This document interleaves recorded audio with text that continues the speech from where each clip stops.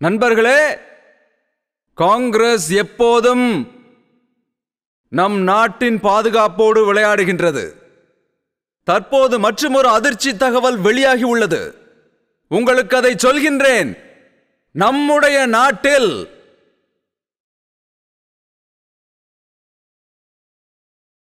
எவ்வளவு திறன் வாய்ந்த இளைஞர்கள் இருக்கிறார்கள். அதனால் இன்று நான் உங்களுக்கு ஒரு மிக முக்கியமான விஷயத்தை பற்றி சொல்லப் போகின்றேன். மீடியாக்காரர்களுக்கும் இது புது விஷயம்தான்.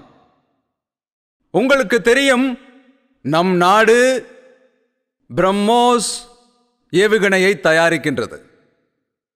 எனவே அந்த நாள் மிக தொலைவில் இல்லை. இனி உத்தரப்பிரதேசத்திலும் பிரம்மோஸ் ஏவுகணையை தயாரிக்கப் போகின்றது. நம்முடைய பிரம்மோஸ் ஏவுகணை தயாரிக்கும் நாள் மிக அதிகமான தூரத்தில் அது இல்லை. உலகில் உள்ள பல நாடுகளில் பிரம்மோஸ் ஏவுகணைக்கு மிக அதிக கிராக்கி உள்ளது. ஆனால் காங்கிரஸாரோ இதை சுத்தமாக விரும்பவில்லை.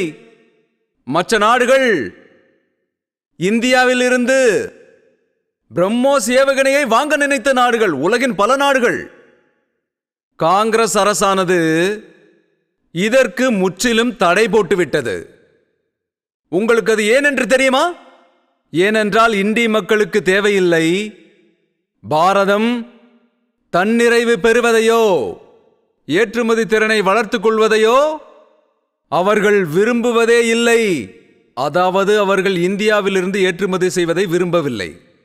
இந்த இந்திக்காரர்களுக்கு தேவையானது வெளிநாட்டு ஆயுத ஒப்பந்தங்கள் தொடர வேண்டும், அவர்களின் புரோக்கர் கமிஷனும் தொடர வேண்டும், போஃபர்ஸ் ஊழலும் தொடர வேண்டும், ஆகஸ்ட் பேஸ்லேண்ட் ஊழல்களும் தொடர வேண்டும்.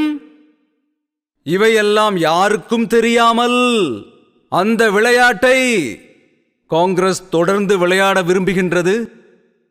ஆனால் சகோதர சகோதரிகளே, இன்று நாம் பாதுகாப்பு துறையில் தன்னம்பிக்கையோடு இந்தியாவை நோக்கி வலுவாக முன்னேற்றி வருகின்றோம். நம்முடைய யூபியில் பாதுகாப்பு வழித்தடம் கட்டப்பட்டு வருகிறது. நாட்டின் பாதுகாப்பிற்காக நம் முதலீடு 21,000 கோடி ரூபாயையும் தாண்டி உள்ளது. இப்போது நீங்கள் சொல்லுங்கள், நாட்டில் பாதுகாப்பு வழித்தடத்தை அமைக்க ஓர் அரசாங்கம் இருக்க வேண்டுமா? தீபாவளி கொண்டாடுபவர்களா? அது எதுவாக இருந்தாலும், அவர்கள் என்னவாக இருந்தாலும், அது தீபாவளியோ அல்லது ஹோலியோ எதுவாக இருந்தாலும் அவர்களுக்கு கமிஷன் கிடைத்தே தீர வேண்டும். இந்த தரகு வேலை செய்யும் அரசாங்கம் உங்களுக்கு தேவையா?